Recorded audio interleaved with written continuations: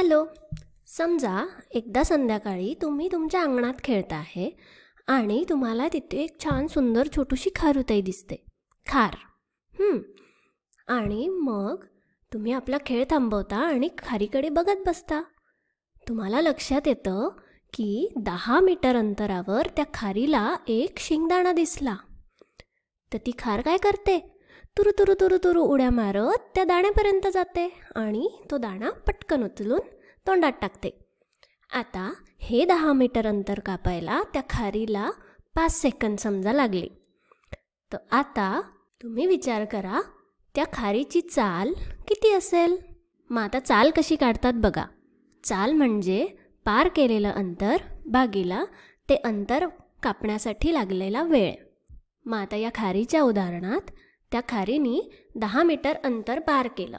ते तेवढं अंतर पार करायला त्या खारीला 5 सेकंद लागले. तर मग खारीची चाल कशी काढू आपण? 10 मीटर भागिला 5 सेकंद. मग आता हे सोडवताना आपण काय करतो? 10ला 5ने भाग देतो, बरोबर. 10 भागिला 5 म्हणजे 2. आणि मग नुसतं 2 लिहून चालतं का? नाही, याचं आपल्याला एककसुद्धा लिहावं लागतं.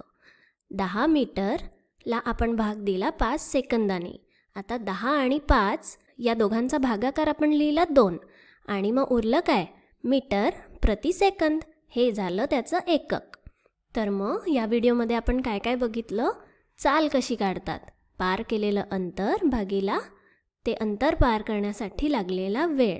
आणि याचं एकक असतं मीटर प्रति सेकंद. आणि जर मोठं अंतर असेल आणि ते अंतर कापण्यासाठी लागणारा वेळसुद्धा जास्त असेल तर मग त्याचं एकक असतं किलोमीटर प्रति तास. ठीक आहे. आता या व्हिडिओमध्ये इतकंच. तुम्हाला तुमच्या अंगणात खारुताई दिसली तर तिची चाल मोजायला विसरू नका. लवकरच भेटू. धन्यवाद.